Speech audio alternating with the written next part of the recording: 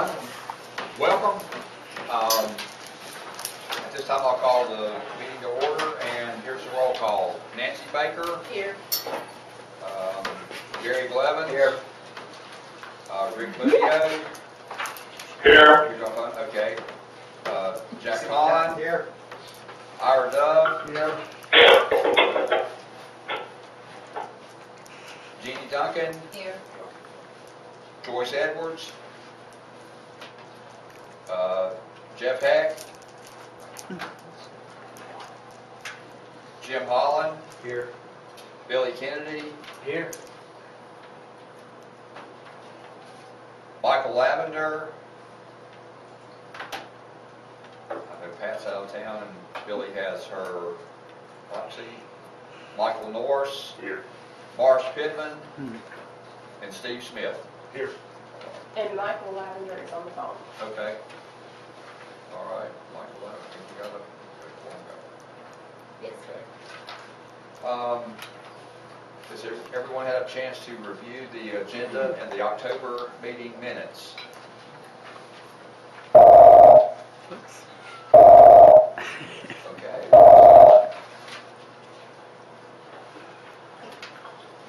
Hello? It's Michael. Okay, Michael. Sorry I'm late. That's all right. Is there a motion to approve the agenda as presented to you and the October meeting minutes? So moved. Okay, Nancy made the motion. Is there a second? Second. Okay, Ira second. All in favor, say aye. Aye. All right. Aye. All right. Unanimous? Aye. Okay. All right. Public comment. We have one person signed up to speak, Mary Short. Hello. So, it's great to be here. Mary Short and Katie Short from Alexander County. So, I'm here today videotaping, and Jerry Rice is not here today recording because Jerry expected some sort of email notice about the meeting. Oh, that's right. I brought that up at the last board meeting at my public comments about why we weren't getting email notices of the meetings. So I had this great little email exchange that explained to me and quoted the law, the general statute, right? That explains that we're only entitled to email notice if there's a change from what is posted on the web. Well, Jerry still should have gotten an email notice. And I even responded to that little email because what's posted on your web page says that the compliance committee, the regulatory committee, meets at 3. But gosh, even the proposed agenda that was posted says it meets at 2:30. So either correct your web page or send out the email notices. We don't really care which. Just pick one. But why complain about it at all? Because after all, you all are going to do what you're going to do because nothing bad happens to you if you don't do what you're supposed to do. Whatever. Next. So there was this great webinar about the tailored plans, and it was really a hoot to listen to. Because Dave Richard kept talking about how he wants to work with everybody and they want to listen to everybody, and it was really a hoot. If you didn't listen to it, it's going to be posted, so you should be able to listen to the recording of it. And it's really sort of a laugh riot when he talks about working with the state CFAC and the CFAC. So I figured I was going to go ahead and write Medicaid transformation and the tailored plan email address, and I was going to give them the site, the specific site to the location on the Rutherford County Commissioner meetings, where one of your CFAC members states to the county commissioners that she's going to ask that all of her relatives not shop in Rutherford County because of the disengagement. So I just want to see if that brings any change in Raleigh from maybe the idea that the CFAC is a good stakeholder group to be listening to. Whatever. So, but one of my questions finally did get answered at this tailored plan webinar. I'd been asking it and asking it and asking it, nobody would answer it. So here it is on page 7, and this little tailored plan thing is in your board packet somewhere, and it's right at the bottom. Note, dual eligible enrollees, that would be Medicare and Medicaid recipients, dual eligible enrollees will receive behavioral health, IDD, and TBI services through the tailored plan and other Medicaid services through fee-for-service.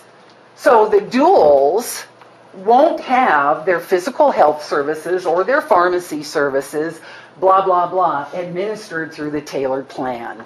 Thank goodness. They had not ever anywhere else, because the duals for the CAP-DA program, they clearly, in all this Medicaid transformation talk, they were excluded from the standard plans.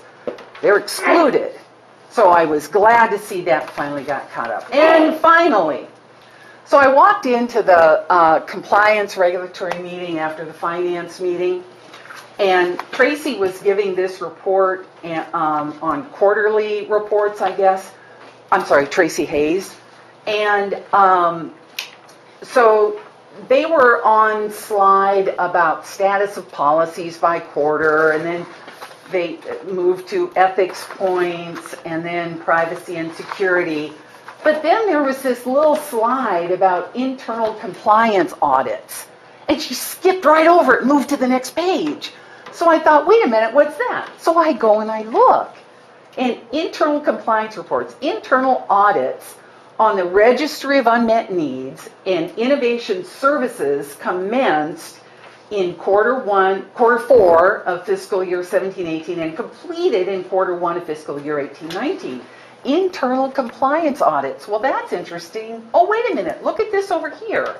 So a plan of care was required in 58.8% of audit points, I guess, for the Registry of Unmet Needs. And a plan of care correction was required in 48% of the innovation services that were audited. So because this was just jumped right over in that meeting, I thought, well, gosh, nobody could ask, well, what were these audit points that required this plan of correction? This seems kind of important to me. But that's my bias, probably not yours. So, whatever. Thanks for allowing me the time for public comment. Thank you. Oh, wait, I'm sorry, there was one more thing. Can I really do it, please? Take just 1 second. Okay. I wonder if the minutes that were just approved reflected the fact that at last month's meeting, I commented on the innovations waiver being open for public comment, and that I found a discrepancy. Okay, now I'm done. Bye. Thank you. Conflict of interest disclosure, Tracy Hayes. Okay. Yes, the only conflict that has been discussed since the last meeting, Billy Kennedy once again pointed out that he would be reappointed to the hospital board in Watauga County. The board has previously discussed that potential conflict, and Mr. Kennedy had agreed to recuse himself from any votes involving the hospital. You'll let me know? And we typically, at the board level, don't have votes on specific individual provider issues, so that I do not anticipate that being an issue. Now, are there any other conflicts since last meeting? Thank you. Couple of things under report of the chair, board vacancies and reappointments, and the 2019 board meeting schedule. First, about the meeting schedule, has everyone had a chance to look at the meeting schedule? It includes January 25th, 26th annual retreat. I'm giving you a correction because Nancy Baker was kind enough to point out an error. Okay. It should say August 22nd, not just pick your own date in August. The whole month of August? Hold on. So it'll be January 25th and 26th for our retreat, March 28th, May 23rd, June 27th, August, not the whole month, August 22nd, October 24th and November 21st. The December 5th date conflicts with Pinehurst. Thank you, Nancy. Thank you, Nancy. We're not gonna conflict. So is there a motion to approve the 2019 schedule of our meetings? So moved. Okay, Billy made the motion. Is there a second? Second. Motion. Okay, second, okay. Mike, all in favor, say aye. Aye. Aye. All right. Okey-dokey. On the vote, there's an additional document over here. I don't know if everybody was able to pick it up. It is the master board appointments law. I know you did a good job. No, it's not. So, How does did- everyone have this? I What's know. being passed around is the appointments. Yellow are the vacants.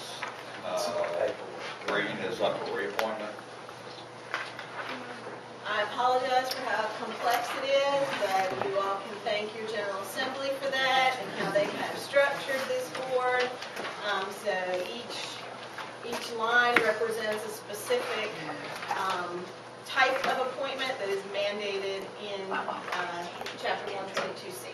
So the green ones are the individuals who are up for reappointment. Okay, let's talk about the green ones though first. Nancy Baker, appointment is, she's ready to be reappointed. She represents CFAC family member. Dr. Jeff Heck, healthcare administrator. Ira Dove, attorney. And I just want to clarify, because Ira probably feels like he's been up for reappointment every year, and that's because he has been moved into different slots. And you all agreed last year to move Ira into the attorney with health law expertise slot. Thank you very much. And that slot is what is up for reappointment. Joyce Edwards, and Joyce has informed us that she is coming off the board. She's served the board very diligently for years. She's a former DSS director of Caldwell County and has served as still representing DSS after she retired. Michael Lavender, at large seat. Marge Pittman at large seat. That's all the reappointments. Do you want to deal with those first? That would be my suggestion. We have some vacant positions, but we'll talk about those in a minute. All righty, all at once. Do you want a motion to reappoint Nancy Baker, Dr. Jeff Heck, Ira Dove, Michael Lavender, and Mark Pickman to another term on the board in their current slots? That's your That'll be my wish. motion. Okay, there is a motion, there's a second. Jack Conn, any discussion? All in favor of the motion, say aye. Aye. Any opposed? Aye. Okay, welcome everyone, welcome back everyone. Okay, we have a vacant position in the CFAC. We have a vacant position Secretary appointment and 2 at large. and 2 at large. So we may want to delay that until our retreat in January. Still get this stuff. And we'd also have to tackle the DSS position that Joyce is. Now, you got me under the secretary appointment? You were for a brief period of time. Now I'm at large, You okay. Yes. Because I could go in the county commission slot if I need to now that That I've is been moved. Board of Creation, their best one. So is everybody good with that? We'll table the other ones until our retreat. All right?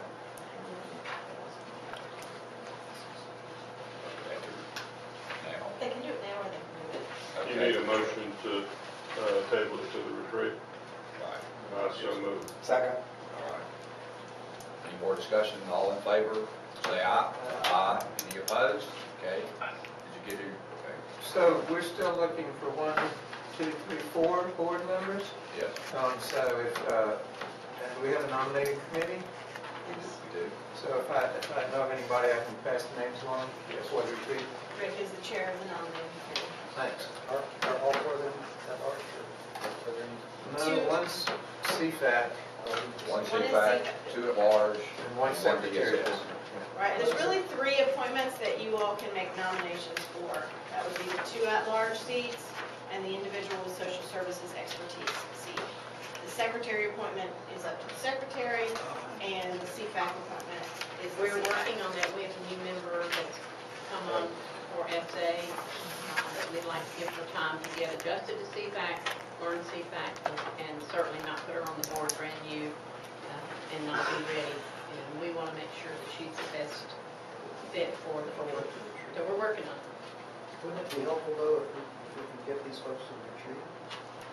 Would be. Because then they could get their training. And typically, when there have been nominations in the past, they have been invited to be at the meeting where they're voted on. So you can, if you all submit your nominations early enough, we can get people invited and have them attend the retreat and sworn in at the beginning of the retreat if the vote is to confirm their appointment.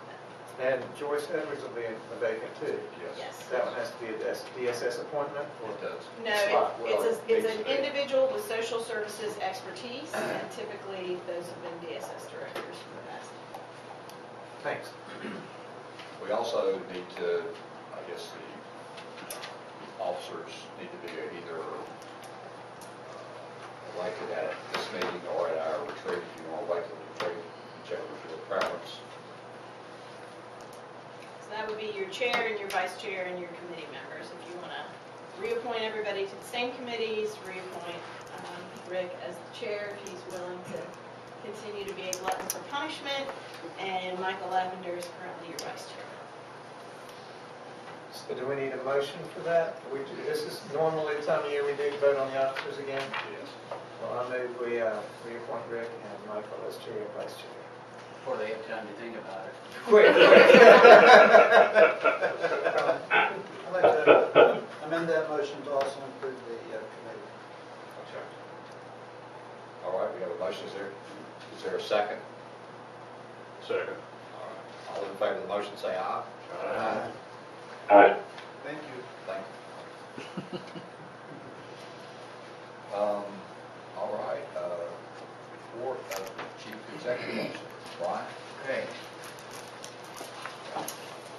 Pinehurst is coming up, and I think everybody who has expressed interest in being registered has. And, but that is not to say you probably can't still get a registration. You probably have to sleep in the back of your car. We always speak to Brooklyn about that. We will be having our annual board dinner at Theo's on Thursday night, Nancy. If we know that. I'll be there. Hopefully we'll have a table that isn't there on the legs like last year. And I was afraid A to safety fall off. net there ready just in case. Yeah. The time again is It's a reservation for 7? 7. 7. So we have that to look forward to. And you still can register, and we can probably find All our right. room, so. There you go. Yeah, it's, looks like it's pretty popular this year. We, what do we have down there for me? The, solvency. You know, we're just gonna keep this on here every meeting, and we had quite a discussion, both at executive committee and in finance, so I don't wanna steal any of Clark's thunder. But the department, well, let me rewind this, start all at the beginning, just to refresh everyone's memory. The question about how much money an LME MCO should be allowed to retain is a good question. Because what has happened is, without any rules around that, essentially, it's made it convenient, let's say, the General Assembly to take the money. And, you know, you could argue that's just fine, no, that's not okay, but you can't keep doing that forever. It's pretty easy to see the trends, both in terms of any kind of yearly profit at a point in time, and the overall trend over a period of years around cash is going way down. So that practice can't continue, and it certainly can't continue at the rate that it has occurred. And specifically, and I think that everyone understands, the state makes reductions in single stream funding, which goes for the care of the non-Medicaid population, then says, by the way, LME MCOs, you have to fund the reduction that we're making in that state aid. And you have to keep funding at the same level as I think is the base year of 2014 or 2015. So basically you can't reduce services, you got to keep filling the pot full of money. And it's the days of being able to do that are getting very limited. So the idea that someone needs to come up with a formula or methodology around how much we should be able to retain is a very good and noble pursuit. The challenge, of course, comes in designing the factors and the criteria that everyone could really agree to as being sound principles.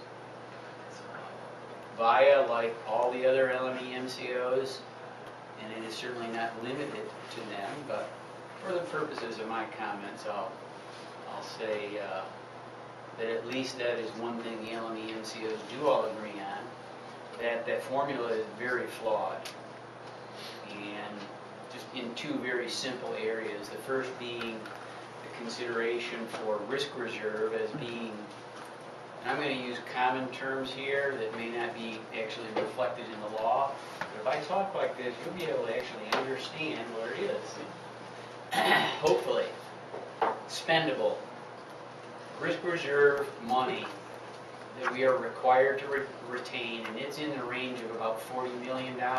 This isn't a small amount of money. That is the state's protection against failure of the LME MCO and them having to pay claims. We have no more access to that money than we have the state general fund. We don't retain it, it's on our books, we can't spend it, so to consider it as part of our holdings, if you will, is incorrect.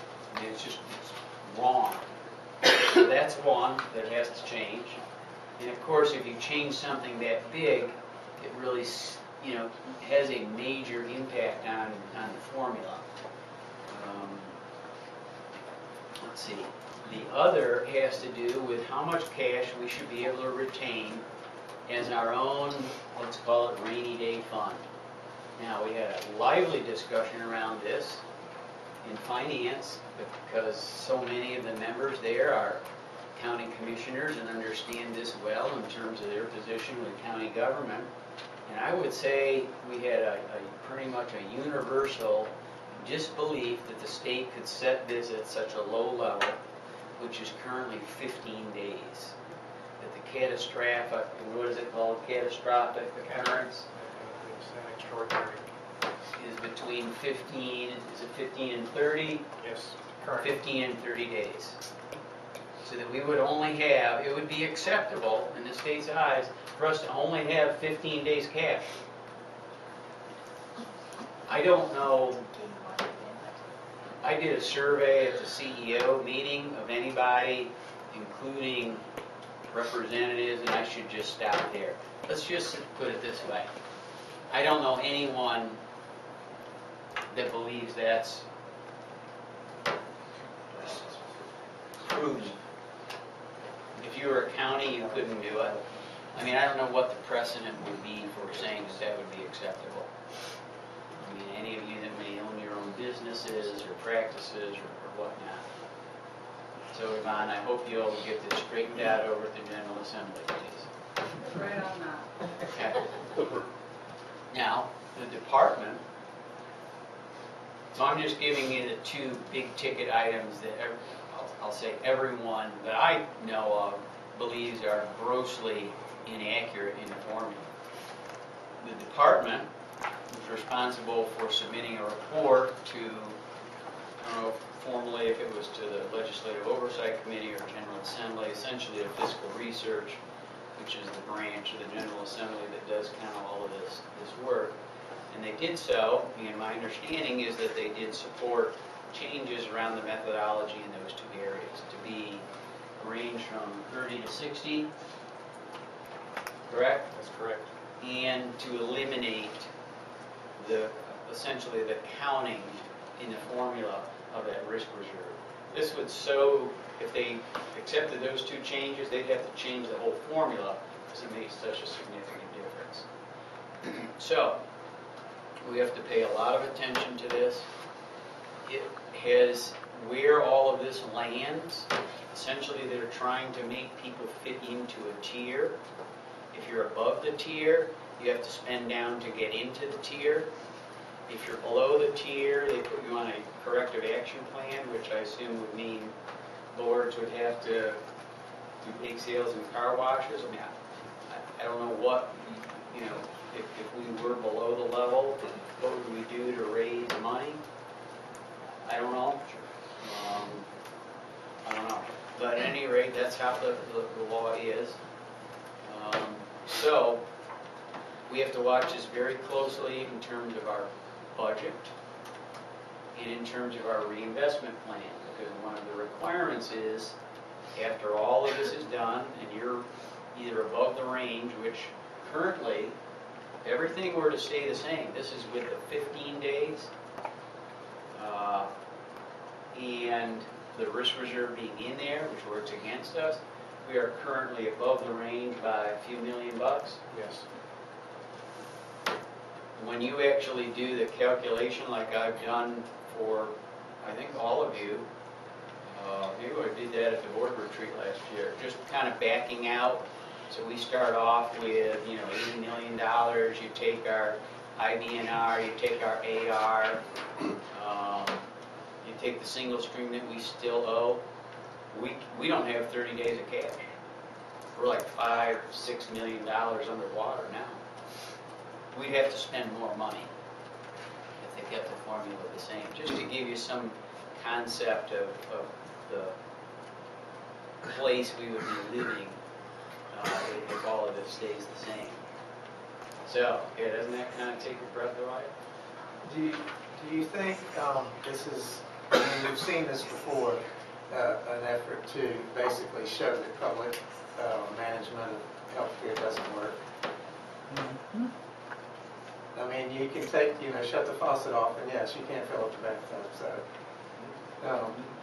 I know you're not speaking for them, but I just wonder if this is all set up for turning it over to private insurer.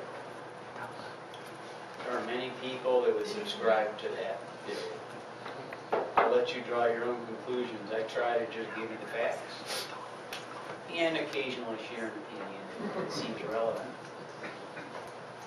So, pretty sobering. We have to watch this carefully, and that's why we'll have it again at the retreat, which is the next time we'll meet. We'll see where all of this lands.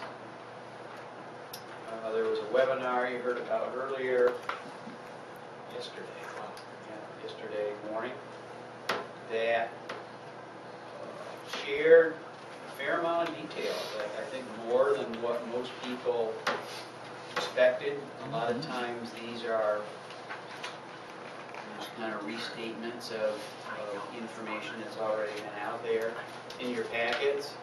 It's on the Medicaid Transformation DHHS website. You pull it down. In particular, the two areas, just to quickly draw your attention to on page 8, where it talks about care management.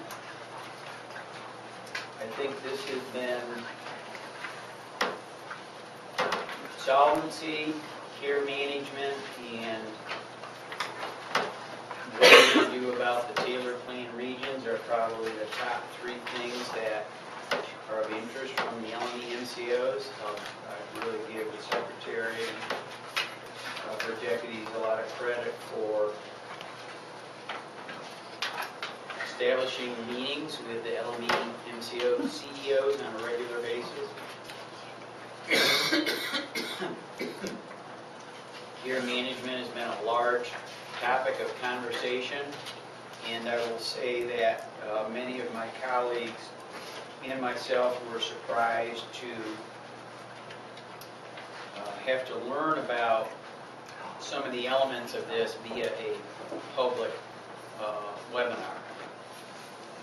So Rhonda's, the hive is getting ready to go right on probably the middle of her forehead now as I speak. So Dr. Martin, keep an eye on her. Do my best. This, essentially, if you read through these activities, okay, that are, is nerve pulse good? Blood pressure. These are activities that are going to be the responsibility of advanced medical homes. And short of going into a description of what that is, collection, a primary care site that has advanced requirements around caring for people, you're looking at a list of activities that currently we do, okay, that are going to be the responsibility of the advanced medical home rather than us as an administrator of the Taylor plan. So that is really cutting into an area that we have been very proud of, and especially at Vaya. I would say that most people would tell you we have a Cadillac version of care coordination. And under this scenario of Taylor plan, we would have a very, I'll say, diminished responsibility for care coordination. Again, if you just read this, you can see the types of activities. It was interesting that right after the webinar was done, there was a scheduled conference call with all the LME, MCO, CEOs, and in the, I guess, hour and a half of time we had, we probably spent the first 30 or 40 minutes talking about that slide. And both in terms of the disappointment in the way the department made this announcement without working more closely with us, and its position from a policy perspective. So we'll see if anything changes around that. The other slide I would draw your attention to is 11, which has the timeline. And Jeannie's already started kidding me about the runway, so a little bit like a runway there, isn't it? All of the dates around standard plan are all consistent with what we have shown you and are illustrated on our runway. The end date of the behavioral health IDED Taylor plan launch is consistent with all of what we've told you. What is not is this date, February 2020. DHHS releases a request for information, application, I should say, of tailored plans so early in February 2020, and then a contract award in May of 2020. I would tell you without judgment that seems like an impossible timeline to make, but this is what the department is saying they're going to do. That is not a lot of time. From now till then is, what, 16 months, something like that, where we would begin our, I think the best way to think about this is readiness review. So we would not be competing to be a tailored plan. We would be reviewed to meet certain criteria to be a tailored plan. Because the only organizations, according to the legislation, to change, nothing lasts any longer than the next piece of legislation, right? We all understand that. And I'm not forecasting that it would. That would be something to take on, but the only organizations eligible to be tailored plan contractors in the first contract cycle are who? LME MCOs. So that's why you're seeing it as a request for application, a readiness review. Can you do this and this and that? Can you verify this, etc. So that kind of like caught people a little bit by surprise with that earlier in the timeline. And I think the rest of it is pretty much consistent with what's been discussed. So that's that. What else? Was a JLOC committee. Listened to a little bit of that on the webcast. Quiet before the storm, probably, right now. Be a lot of discussion. Well, the other issue that always, begs that we continue to reinforce with the department is around this gap period of time during which the standard plans are live and the tailored plans are not live, and the change in our capitation as a result of the majority, probably 80% of our population, goes into standard plans. Okay? Which changes, that's the multiplier for our rates.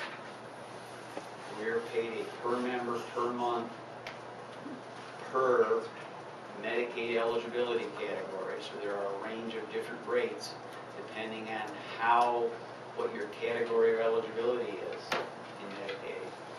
That determines our premium payment each month, if you will.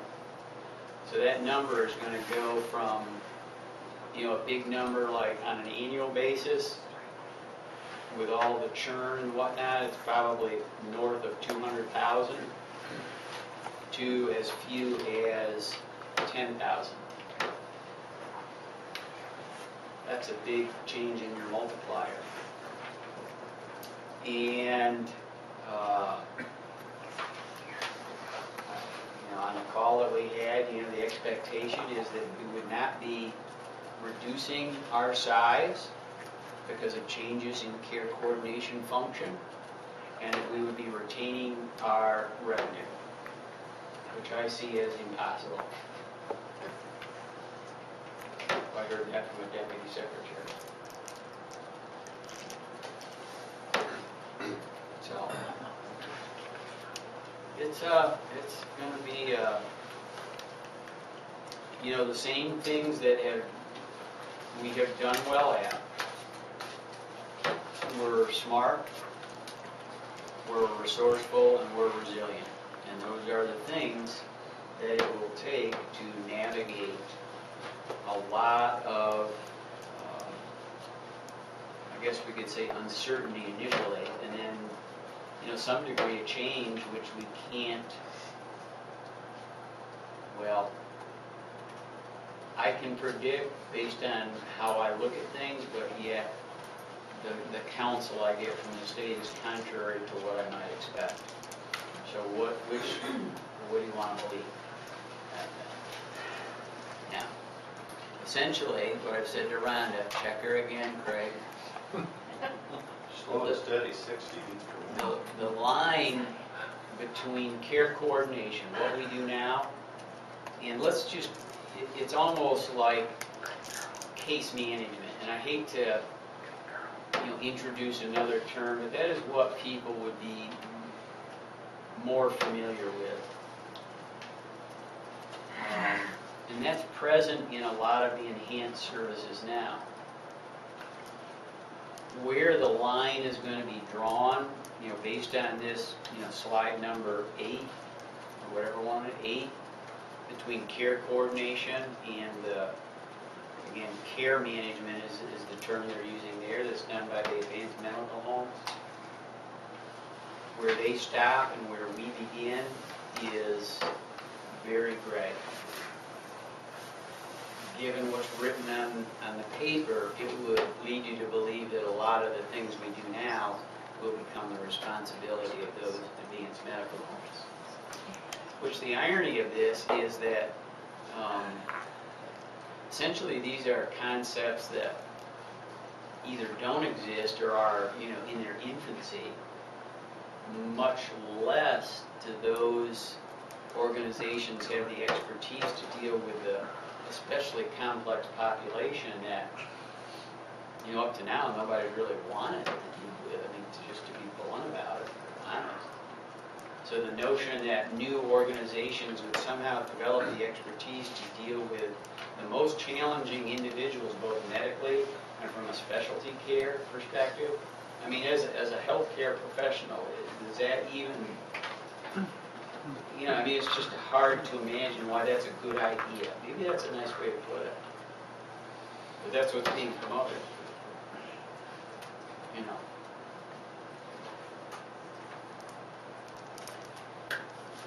Maybe I just stop there. Have they come up with a definition of standard plan versus special needs yet?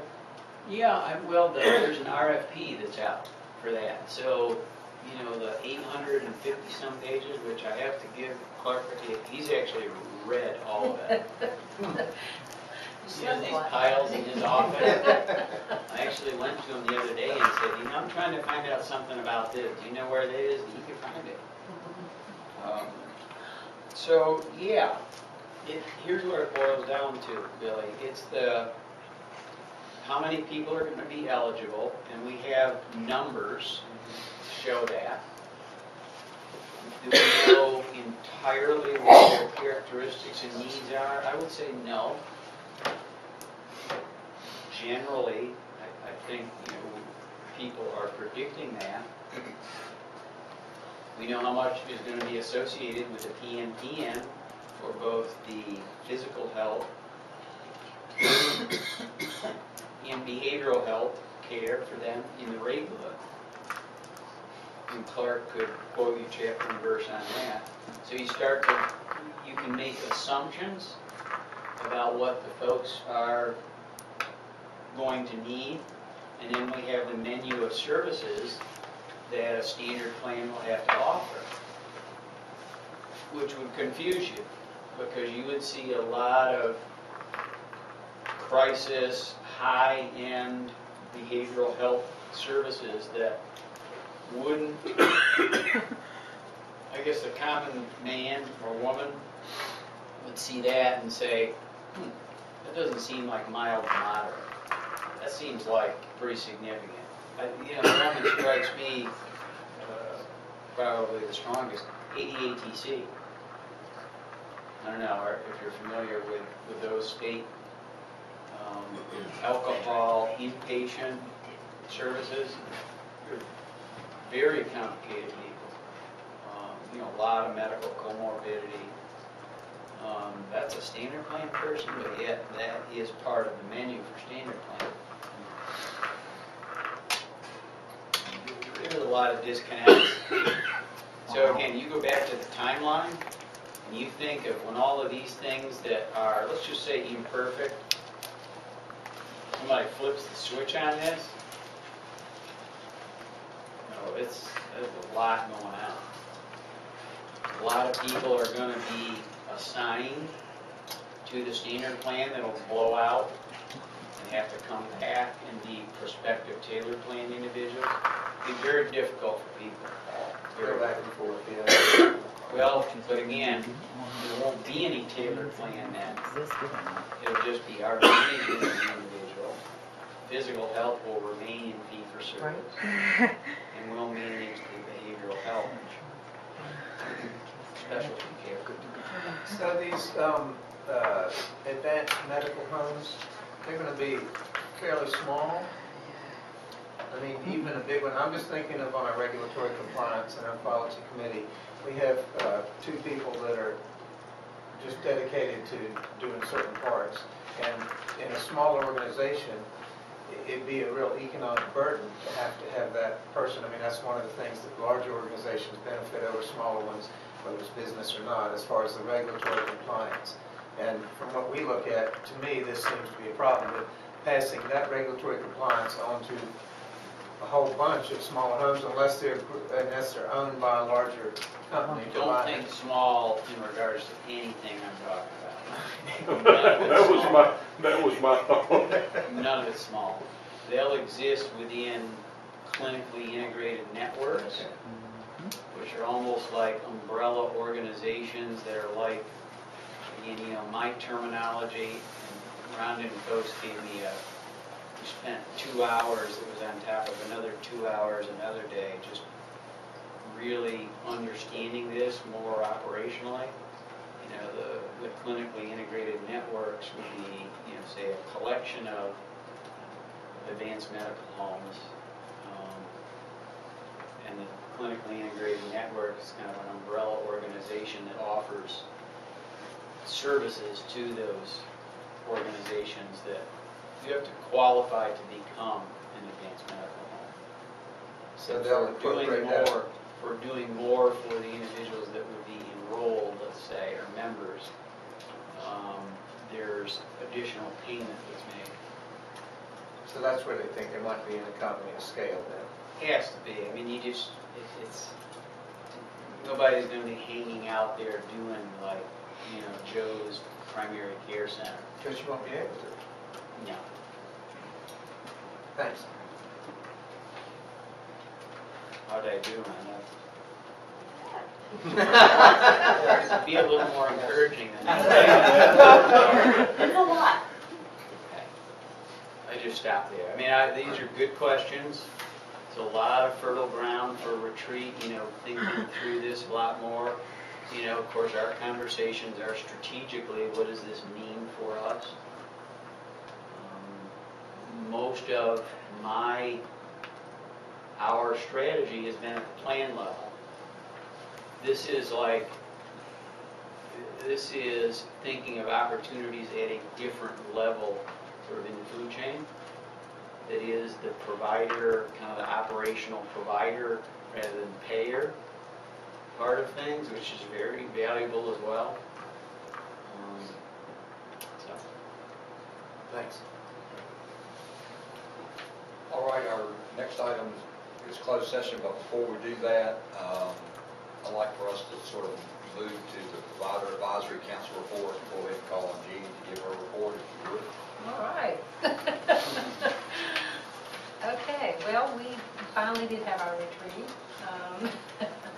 And we did postpone it because of the summit. And there were back-to-back days, so we wanted people to attend the summit. So we rescheduled it for a later day.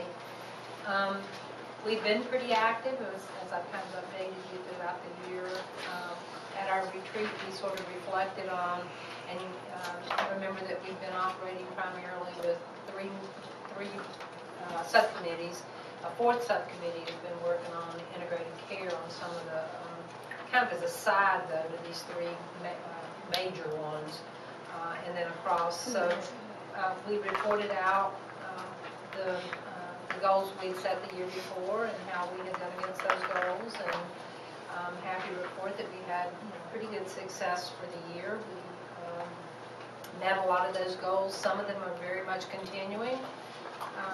We did go through, and you have this report in your packet, so I'm not going to read all of this stuff to you, but we did report out individually and then as a pack on those goals. And we set some goals for the coming year. Some of those they did go over from last year. For example, the Western North Carolina Substance Use Alliance Plan is a very important one. Some of those goals that were assigned to the PAC. A lot of that subcommittee's been working a lot on medication-assisted treatment, education, and partnerships with workforce issues and some other things. So, we did meet with Vaya's representatives to get their input. Christina, thank you very much. Jesse and Donald and Tommy were there as well. And we got input from some goals that they wanted to see us work on, continue to work on. And then we added some of our own that we felt like were important. think throughout all the subcommittees, there, with this booming economy, what happens to providers a lot of times, is that we have a really hard time with workforce issues. And so that continues to come up as a big item, and probably one that we'll be asking providers input and support on as well. Not only just from a training perspective, and they've been very supportive in training throughout the last few years. We've got a lot of support, but from the standpoint of what can we do to recruit and retain employees, particularly when the state just increased their pay to $15 an hour, no less than $15 an hour. All state employees are making. So we're competing even for direct care staff with the state at about $31,000 to $32,000 a year, which most providers can't even touch. So anyway, and I've had that as a request to have continue. We do still, and as you heard in the quality meeting that we had earlier about the super measures, we have all of those kind of woven in through our goals as well. So I think, I continue to be impressed at how the providers are really coming together and really kind of working on a lot of these things. So we have increased attendance, and we have between 50 and 60 unique providers there every month. And so that's pretty good. It's pretty impressive. And I keep telling Tommy that we may have to find another venue because we're gonna continue to try to outgrow that one. And we're pretty close now. And so we'll continue to report on our progress towards meeting these goals. And if there are some that I think the board would like to see us add, then we'll be glad to entertain those as well. But all of this is in your packet. Thank you. Thank you. All right, this time, we need to go into closed session pursuant to North Carolina General Statute 143-318, 11A1, in order to prevent exposure of competitive healthcare information that is privileged or confidential pursuant to North Carolina General Statute 122C, 126.1, or not considered a public record within the meaning of Chapter 132 of the General Statutes, to consult with attorneys pursuant to North Carolina General Statute 143-318, 11A3, or to consider the qualifications, competence, performance, character, fitness, or conditions of appointment of an individual public officer or employee pursuant to North Carolina General Statute 143-318, 11A6. Is there a motion to go into closed session? Second. Made motion, Billy second. All in favor, say aye. Aye. Opposed?